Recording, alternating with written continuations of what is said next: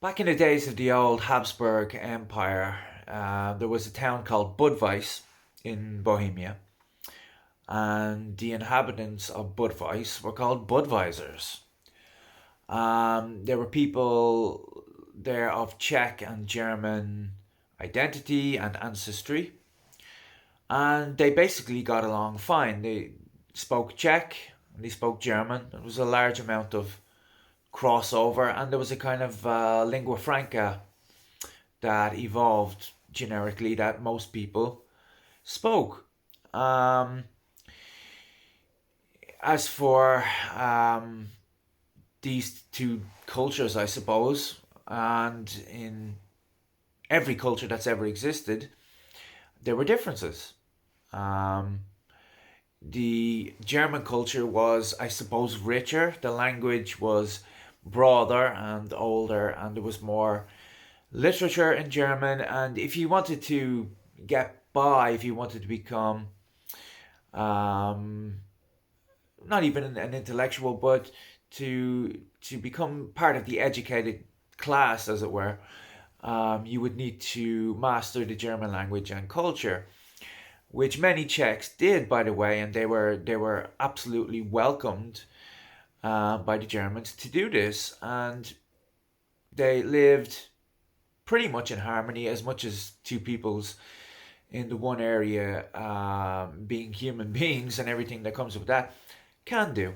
And this was went on for a long time until the 19th century, when you had quote unquote intellectuals, over educated people, in my opinion, that started to look into the historical injustices of the past. And they essentially convinced the Czech population, or the population with Czech ancestry, to think of themselves primarily as Czech, not as Bohemians, not as Budweisers, and they managed to whip up a kind of nationalistic hysteria, um, where certain concessions were asked for and made. Concessions like signs would have German and Czech on them, but there were calls for the German to be taken off the signs. There were quotas in the Budweiser orchestra that a certain amount of Czech music has to be played, same in advertisements, and these might sound like petty concessions, but their consequences were anything but. If we know anything about history, we know if you push too far or too hard on one side, you will get a reaction on the other side, and it doesn't matter what side it is. Um, this created a pervasive culture of resentment on the German side, which is only natural. And in response to this, in defense, you had Germans reverting to a type of tribalistic identity politics themselves by thinking of themselves as first and foremost Germans, and not as Budweisers and not as Bohemians.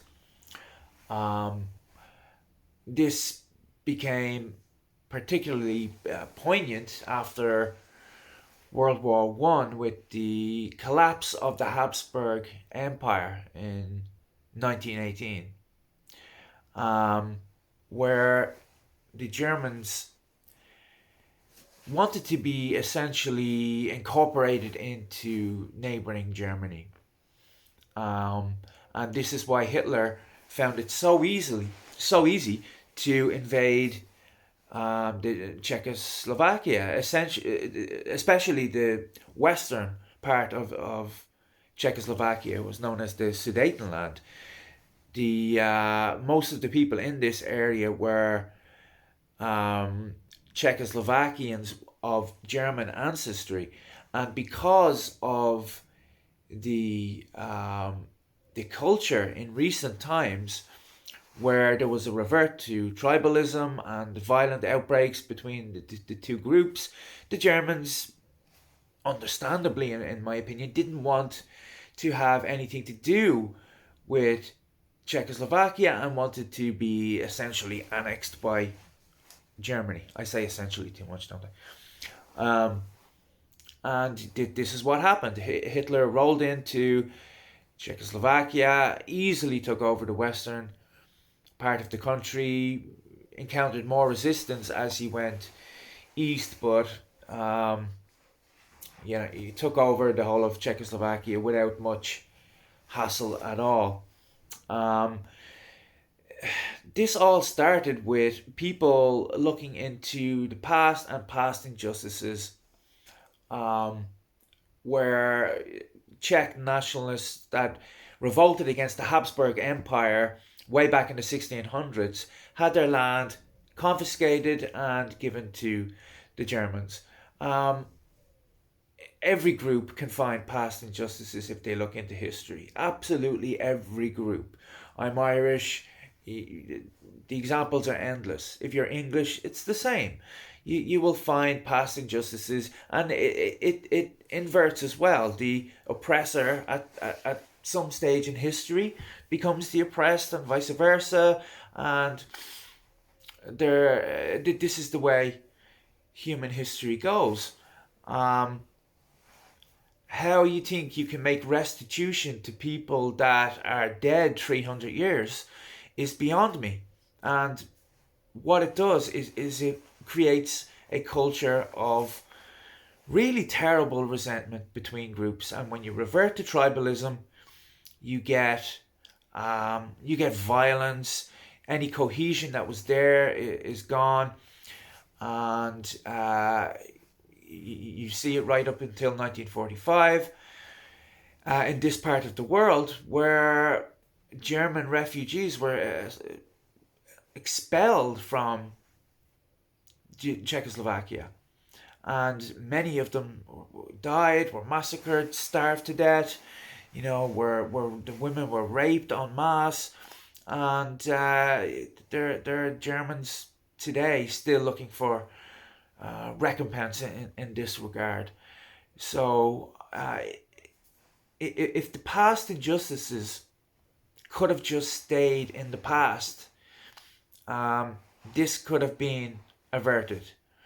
I'm not talking about the war or anything, but I'm talking about the lack of cohesion in Czechoslovakia, where the people could have been united. There could have been more resistance to Hitler and less violent, fewer violent outbreaks, and past injustices. Every group can claim them, but that's where they should stay, in the past. Now, to people out there, this will sound very familiar, and you can draw whatever conclusions from that you wish, but to me it's perfectly obvious.